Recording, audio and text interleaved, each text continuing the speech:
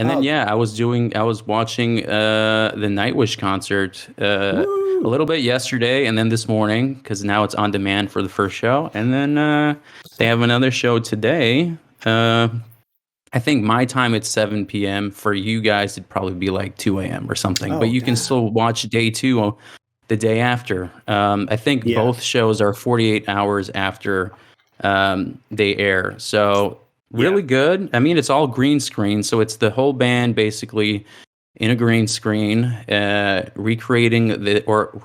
They created this what they want to uh, what their version of a Nightwish bar is, and they Ooh. introduced the new bassist, or Oh, at least the yeah. temporary new bassist. He's from Winter Sun, and that's also the drummer who's from Winter Sun. So they both are now in Nightwish now. Oh, okay. Okay. Actually, before you say anything more, let's just quickly tell the people that. So, if you don't know, Marcin and I are actually quite big Nightwish fans. Oh I've yeah. I've loved them for years and stuff. And Marcin, I'll let you explain. Can you give an overview to anyone who doesn't know who or what Nightwish is or are? Well, Nightwish is a Finnish symphonic metal band. They've been around since 1996.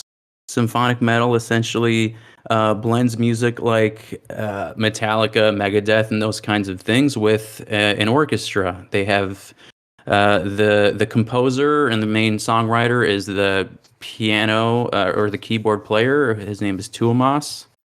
And he creates beautiful music, and he has very talented people who are in his band who help elevate the music, and they write some of the songs.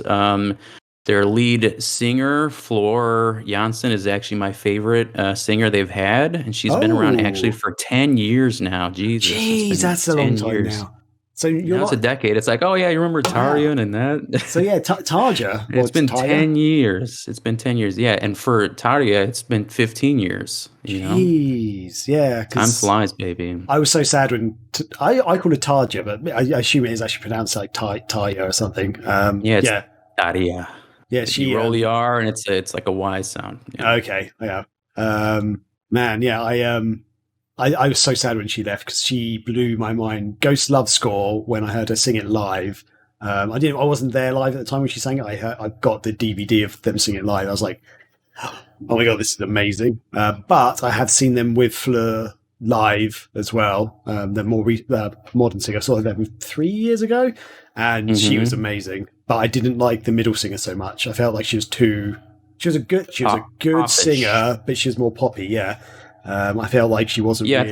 I thought she was good too, but yeah, I started listening to them around 2005, so it was like it or 2006. It was like the tail ends, like they literally just let Taria go, basically. Or Oh, maybe it was like okay. a month before. So then like, it was Dark Passion Play, so I was used to Annette.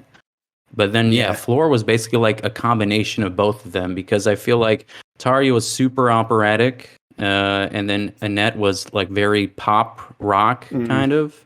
And I do like both of them too. That I think they're very talented, and the albums that they work with is very good. But I think Floor just really goes above and beyond, and I think she knocks Ghost Love Score out of the park completely. If you haven't seen yeah. her. I haven't seen her perform Go for Love Score. She didn't do that one annoyingly, but I've seen it on YouTube, and she is really good. I think Taya is always going to be the one for me though. Like, she's yeah, and we've got Sailor Carina. Hey, Sailor Carina. She's on That's the line awesome. with Like us. we Yeah, talked about it, and and Sailor Corelli is basically say, "Yeah, I watched Phantom of the Opera cover." Yeah, you're right. That is one of their best songs too. so That's good. really good. Yeah. Actually, just very quickly, what song got you into them? Like, what song did you hit? Well, what song did you first hear that you were like, Oh, oh, I need to honestly, listen to this band? I think the first one I heard was Nemo. Ah, okay, yeah. That's one of the Uh, biggest ones, I think. yeah. So the first one I heard was Nemo, and it was actually my friend Arthur who introduced me to the band. I was like in what, seventh grade maybe. So he like showed like YouTube videos of these people. I was like, oh, I'd never heard symphonic metal before. Mm. Like I guess we had Evanescence, but I didn't put them in that category. I Yeah, felt like they were a little different in terms of style, but yeah, like it just really caught my attention, and then I just kept diving deeper in that rabbit hole of like, oh, now I'm going to listen to Epica, now I'm going to listen to I don't know. Well, everybody else. Yeah. So yeah, definitely what started me into it. But yeah, I just thought I think their latest album is fantastic and probably one of their best pieces of work. Okay.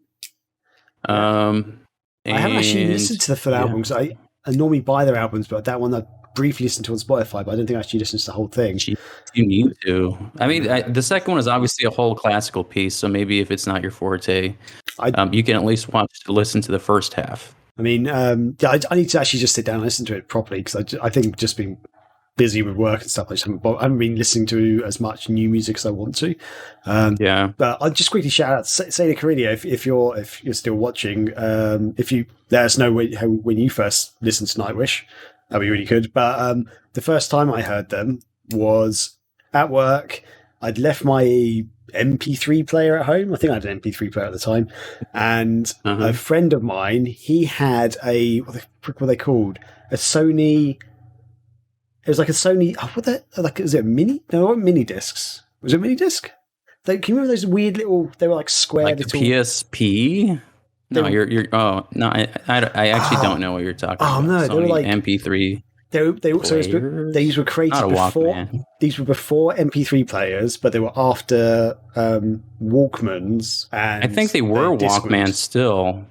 No, like an iPod. No. So this used physical media that you stuck in, almost like a cassette, but it's smaller, and it was after CDs were created. It was like a little square thing which almost kind of had like a CD in it. I'm not sure, but you could edit music, you could edit the playlists and stuff, like move stuff around, but you had to have like a big machine to do that.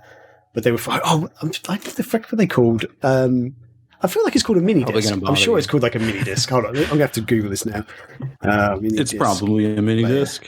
Mini disc player. Let's just Google that. Yes, it's a mini disc player. Right, there we go. Yeah, it's basically Sony's own little extra thing they tried to do before MP3s really took off. And I guess is it HIMD maybe? MD Walkman? Does that sound familiar? Yeah, that sounds familiar. I don't know. Disc. Now we're going in the rabbit hole with I just saw a square device and I'm like, oh, how do you fit a disc in there? Yeah, it's not. Anyway, so he lent that to me and was like, here you go, just listen to this. And I was like, oh, what is this magical device? I pressed play and he had like loads of random stuff in it. He was really into metal and rock music, and I like metal and rock music. I love rock music. I was less into metal at the time, and then suddenly this amazing thing came on, and it was Ever Dream. If you know that song. Mm-hmm. Yeah, of course. And Ever Dream just sort of kicked in, and I swear to God, I listened to that song 20 times in a row, and I was like, dude, what is this band? And he said Nightwish, but I heard Nightwitch, like Harry Potter witch type thing. I was like, oh, cool, I'll go home and like Google them or whatever. I mean, it's not beyond the realm of possibility. I couldn't find them. I was like, I don't know what this band is and stuff. I had to like ask him like 3 times. He had to write it down for me. And but yeah, that was actually a Night Wizard, but it looks like Sailor Corellia heard it before I did. 2005 Century Child. Yep. That is an album. Yeah, it's the one with Ever Dream on Phantom cover, Beauty of the Beast. Yeah, that is Century Child. Yeah, so good. So yeah, that's like, this is amazing. I got 2 of their albums, Century Child and Once, which has Nemo on it. And I listened to both of those albums, like, this is amazing. And since then, they've been my favourite band, like, ever. I love them so much. I think I've seen them 3 or 4 times now in concert. Like that. Yeah, because that's the thing. The guy at work who introduced me to them, he went to a concert. He sort of said, you should come along as well. And I was like, I didn't really have much money, and I've never really been to live concerts. So I wasn't really into it. And I think he was going with mates, and I was sort of, I don't know, I knew him as a work friend. I didn't really know him that well. So I was like, no, it's fine. But I gave him some money to get me a T-shirt. And I was sort of like, I'll find someone else to go with. They'll be around again. And then I swear to God, like 6 months later, Tarja quit the band. And I was just like, oh my God. And then the next album came out and I listened to it and I was like, oh, I'm not such a big fan of this new singer. She's not as good. And so, yeah. But then finally, Fleur came around and they came to the UK and I managed to see them once. So I've seen them once. Yes. I saw them in the UK. I think that was the first time I've seen them, was when I was in London. And they were in 2012. And it was when Annette literally just left, and then they replaced her with Floor. Oh, So this was like maybe her fourth show. Was it at Shepherd?